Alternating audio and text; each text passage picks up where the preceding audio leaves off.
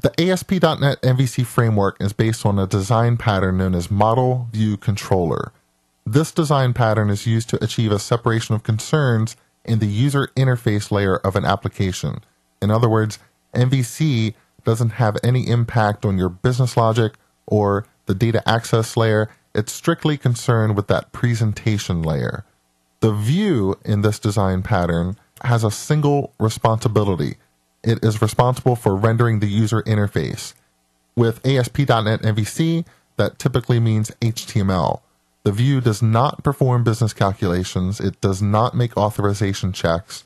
The views are supposed to be very simple in an MVC application.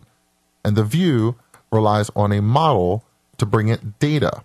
A model might be a business object or it might be a simple data transfer object, but in either case, it's responsible for bringing that data to the view.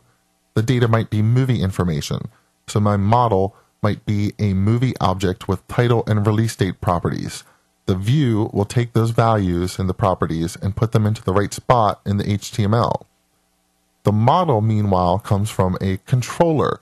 It's the controller's responsibility to build the model and select a view, then hand that model over to the view to render. A controller is very much like an orchestra conductor. The conductor doesn't actually make any music, but the conductor does keep everyone in time. With the MVC pattern, the controller is also the component responsible for receiving user requests, HTTP requests.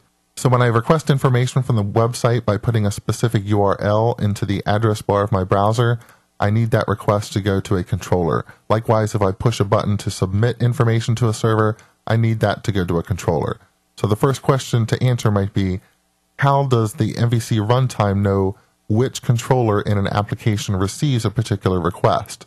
Because we've seen the home controller code, but you can have multiple controllers inside of an application.